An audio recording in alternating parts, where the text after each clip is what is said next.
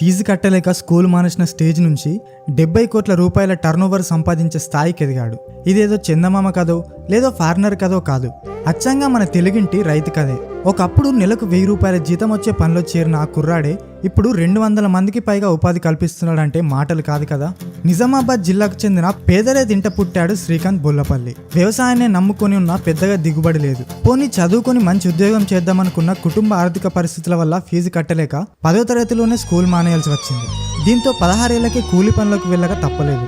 తెలిసిన వారి ద్వారా బెంగళూరులో ఓ పూల తోటలో నెలకు 1000 రూపాయల జీతంతో పనికి కుదిరాడు. పూల సాగుతో పాటు కోత, మార్కెటింగ్, ఎగుమతి ఇలా అన్ని అంశాల పట్ల ఓ పట్టు తెచ్చుకున్నాడు. ఇక అక్కడ పని మానేసి తానే స్వయంగా వ్యాపారం మొదలుపెట్టాడు. అప్పటి నుంచి వెనక్కి తిరిగి చూసుకోవాల్సిన అవసరం రాలేదు. నేషనల్ హార్టికల్చర్ బోర్డు సాయంతో బెంగళూరులోని దొడ్డబల్లాపూర్ దగ్గర 10 ఎకరాలతో పూల సాగు మొదలుపెట్టాడు. ప్రస్తుతం 52 ఎకరాలు చేరింది. 52 ఎకరాల పొలంలో గులాబీలు, జెర్బెరా, కార్నిషన్లు, జిప్సోఫిలా ఇలా 12 రకాలకు పైగా పూలను సాగు చేస్తున్నాడు శ్రీకాంత్. ఈ పూల సాగుతో ఏడాదికి దాదాపు 70 కోట్ల టర్నోవర్ సాధిస్తున్నాడు. ఎంతైనా గ్రేట్ కదా.